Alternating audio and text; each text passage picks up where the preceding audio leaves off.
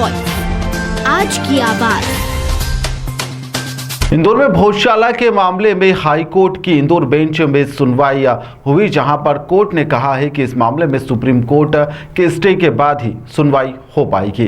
दरअसल आपको बता दें कि धार में मौजूदा भोजशाला का सर्वे एएसआई के द्वारा पूरा कर लिया गया है और इसी को लेकर अब एएसआई की टीम ने अपनी जो रिपोर्ट है वह कोर्ट में सौंप भी दी है। अब हाई कोर्ट की इंदौर बेंच ने यहां पर इस मामले में आज सुनवाई होनी थी और इस मामले में सुनवाई भी चल रही है। आज इस मामले में हाई कोर्ट ने कहा है कि इस पूरे मामले में सुप्रीम कोर्ट का जो भी मामला है वहां पर यह विचाराधीन चल रहा है। सुप्रीम कोर्ट में केस की तारीख आगे बढ़ा दी है। हाई कोर्ट ने कहा कि इस मामले में सुप्रीम कोर्ट के डायरेक्शन का इंतजार कर रहे हैं। इस मामले में जो भी आगे के दिशा निर्देश मिलेंगे उस आधार पर सुनवाई की जाएगी।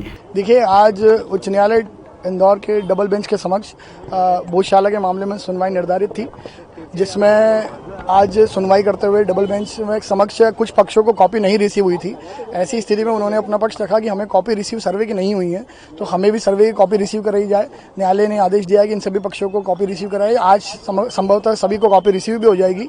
इसके साथ ही मुस्लिम पक्ष की ओर से इंटरवीन इस पिटीशन में रिस्पोंडेंट बनने के लिए सुप्रीम कोर्ट में भी पूर्व में आवेदन दिया गया था, जिसमें सुप्रीम कोर्ट ने कहा था कि आप उच्च न्यायालय इंदौर का तरफ अपना रुख अपनाइए। और आज उन्होंने अपना पिटीशन में अपनी इंटरवीन एप्लीकेशन के साथ ही सुनवाई की प्रयास किया, जिसमें न्यायालय का मत है कि सुप्रीम कोर्ट की आदेश अनुसार ही हम सारी चीज़ें सुन पाएंगे। आप सुप्रीम कोर्ट से जो स्टे है वहाँ आइए, रिपोर्ट अपनी पेश बताइए, सारी चीज़ें अवगत कराइए।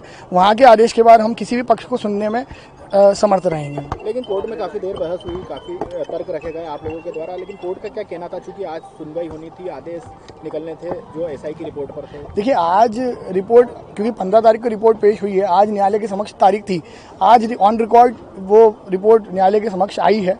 चूँकि सुप्रीम कोर्ट ने सर्वे रिपोर्ट के ऊपर अपना स्टे लिया हुआ था, ऐसी स्थिति में न्यायालय अग्रिम सुनवाई करने की स्थिति में नहीं था, इसलिए उन्होंने सभी पक्षों को कहा है कि आप सुप्रीम कोर्ट के आदेश का वेट कीजिए। सुप्रीम कोर्ट में जो भी आदेश होता है वो आदेश होने के बाद इस न्यायालय को अवगत कराते हुए फिर इस न्यायालय की अग्रिम तारीख आपको मिलेगी। ऐसा भी सुनने में आया कि मुस्लिम पक्ष ने पूरा ही मामले की सुनवाई सुप्रीम कोर्ट में करवाने की बात रखी। नहीं, ऐसा कुछ अभी तक कुछ नहीं आया। आज की सुनवाई का क्या निर्णय निकला? देखिए, सब सुप्रीम कोर्ट जब तक अपना मत क्लियर न करे, सुप्रीम कोर्ट के मत के बाद ही ये न्यायालय सुनने की स्थिति में रहेगा।